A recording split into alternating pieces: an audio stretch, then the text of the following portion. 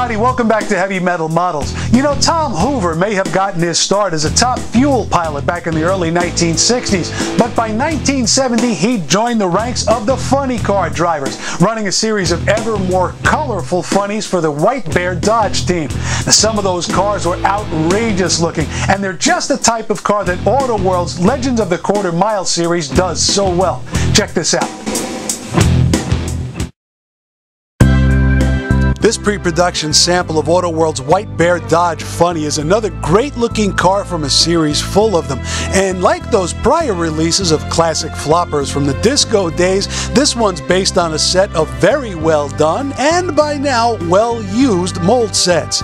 These models always have great paint on their lightweight bodies, and this one's flake-filled candy colors are impressively laid on.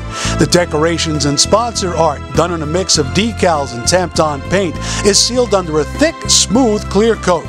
You can display the car in pit mode by setting the shell onto the included chromed metal brace, but after I spent a few minutes checking out the colorful display, I pulled the body completely off the frame with a simple twist of the parachute cords and a 1-2 slide at the rear hinge. Auto World has been serving up a very decent one-size-fits-all frame and engine combination throughout this series, and once the body is off, it's easy to appreciate just how well they've hit the mark. The massive Hemi is wired and plumbed in a mix of soft vinyl, rubber, and even a set of steel injector feeds.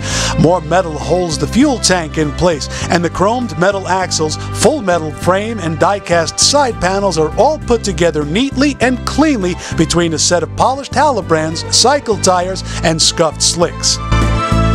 The cockpit is slick too, with photo-etched buckles on a fabric harness, full linkages for the shifter, accelerator, and brake handle, all of which are static, and behind that there's a set of wheelie bars and cabled-in brakes.